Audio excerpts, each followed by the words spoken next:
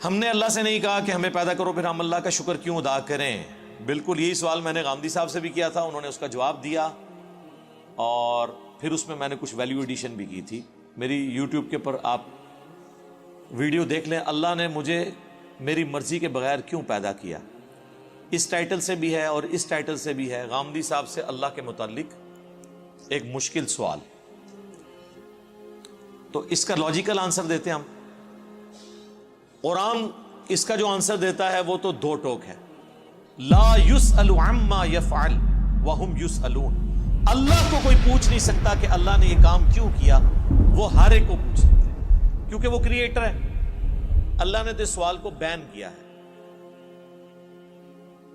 اس کا جواب یہی ہے کہ جو اللہ کی مرضی. اچھا اب آ جائیں لاجیکلی, چونکہ پورے قرآن کا ایک مقدمہ ہے نا, اللہ کا شکر میں کیوں ادا کروں. اس لیے میرے بھائی, آج بھی اگر آپ کو کوئی یہ آفر کرے, پہلے تو چھوڑ دیں کہ تم اپنی 50-60 سال کی زندگی میں بس یہ ایک موٹی موٹی چیزوں کا خیال رکھ لو, روزانہ 5 وقت کی نماز ہے, رزق حلال اور حرام میں فرق کرنا ہے, شریعت کی چند ایک پابندیاں ہیں, سیکس ڈسپلن ہے جس میں ہمارا ہی فائدہ ہے کہ ہم کوڑ کوڑ کے زندگی نہ گزاریں, ایک ہارمونی کے ساتھ زندگی گزاریں.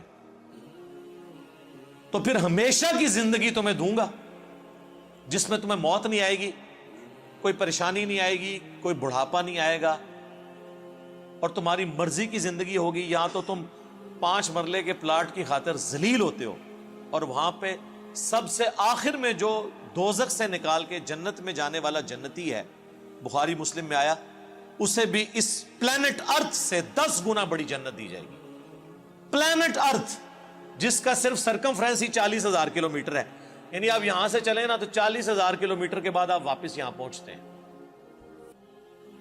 اس سے 10 گنا بڑی جنت سب سے چھوٹے جنتی کو ملے گی جس نے آخر میں جنت میں داخل ہونا ہے اپنا لاکھوں سال کا عذاب بھگت کے, اور جس نے بغیر حساب و کتاب کے جنت میں جانا ہے, یا جس کی نیکیاں اس کے گناہوں پر حاوی ہوں گی اس نے جانا ہے, اس کی تو جنت کا کوئی امیجن نہیں. تو میرا خیال ہے دنیا میں کوئی انسان نہیں جو یہ آفر قبول نہ کرے, کیونکہ انسان کی دل میں جو اللہ نے شہوات کی اٹریکشن اور محبت رکھ دی ہے وہ اس کی متقاضی ہے کہ وہ اپنی اس ٹیسٹ کو ختم نہیں کرنا چاہتا. کس کی خواہش ہے کہ وہ اچھا کھانا نہ کھائے اور ہمیشہ کھاتا رہے مرتے دم تک؟ دنیا میں تو پاسبل نہیں ہے. کھانا پینا چھوٹ جاتا ہے, بیماریاں ہو جائیں تو خریدنے کی قوت کے باوجود آپ کھا پی نہیں سکتے. دنیا میں ارب پتی لوگ ہیں جو نمک مرچ والا کھانا بھی نہیں کھا سکتے, معدہ اجازت نہیں دیتا. اللہ نے سب کو بیلنس رکھا ہوا ہے, کسی کو ایک معاملے میں اوپر کیا تو دوسری طرف سے اس کی آواز نکال دی ہے. آپ کو میں پاکستان میں اس وقت امیر ترین لوگ کئی ایسے بتا سکتا ہوں جو پیمپر باندھتے ہیں, اور ان کی لوگ گاڑیوں کے اوپر, ان کے جہازوں کے اوپر, ان کی دولتوں پہ, ان کے پلاٹس پہ رش کر رہے ہوتے ہیں, لیکن وہ اپنا پیشاب نہیں روک سکتے. تو انسان کی کیا اوقات ہے؟ لیکن آخرت میں کچھ نہیں ہے, آخرت میں پیشاب ہے ہی نہیں. صحیح مسلم کا آپ جنت والا چیپٹر پڑھ لیں, اور مشکات شریف میں آپ کو 30 جلد میں جنت سے متعلق ساری احادیث بخاری, مسلم, ابو داؤد, ترمذی, نسائی, ابن ماجہ, باقی کتابوں سے ملیں گی کہ جنت میں خوشبودار ڈکار آئے گی اور کھانا ہضم. پیشاب کرنے کی جو تکلیف ہے نا, یہ بھی نہیں انسان کو اٹھانی پڑے گی, کیونکہ جنت میں تکلیفیں آئی نہیں ہیں. اور جنت میں آپ کا پیٹ کا بھرنا نہ بھرنا یہ آپ کی مرضی سے ہے. آپ لذت کے لیے کھائیں گے. دنیا میں تو آپ لذت والی چیز تھوڑی دیر کھائیں تو پھر پیٹ جواب دے جاتا ہے. نہیں, جنت کی کسی نعمت کو فنا نہیں ہے. آم توڑ کے کھائیں گے پھر آم دوبارہ اگ جائے گا اسی وقت ہی, کسی چیز نے ختم نہیں ہونا. اتنی بڑی بڑی نے. اور سب سے بڑی بات, کن فیکون جو اللہ کی کوالٹی ہے وہ کسی درجے میں اللہ تعالیٰ اپنی مخلوق کو اس حوالے سے دے دے گا کہ اس کی خواہشات کی تکمیل ہوگی جنت میں. جو خواہش کرے گا, جو سوچے گا اس کے سامنے آ جائے گا. یہ تو کوالٹی صرف اللہ کی ہے, لیکن انسان کو اللہ تعالیٰ یہ کوالٹی وہاں پہ دے دے گا.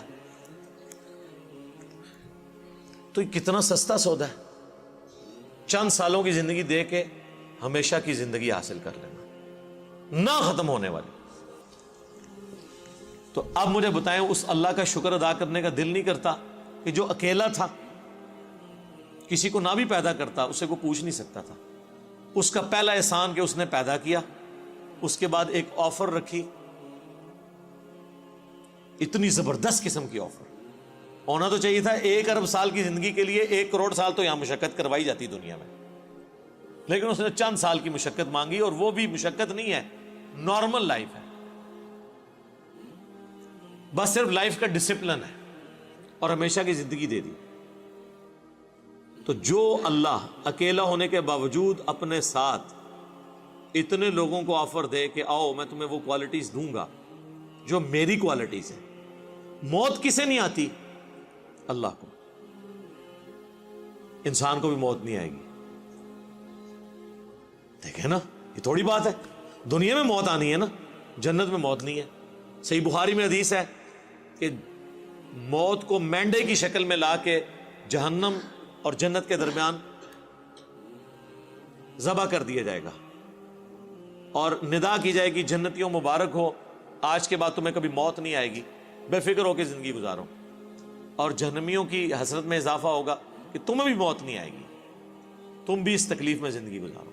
اللہم لا تجعلنا منہم, اللہم اجرنا من النار, ربنا اصرف عنا عذاب جہنم ان عذابها کان غراما.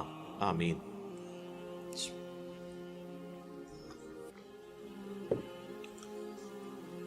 اللہ کی ذات کو جب آپ اس پہلو سے دیکھیں گے تو آپ کے اندر سے, آپ کے ایک ایک ریشے سے اس کے لیے شکر کے جذبات ابھریں گے.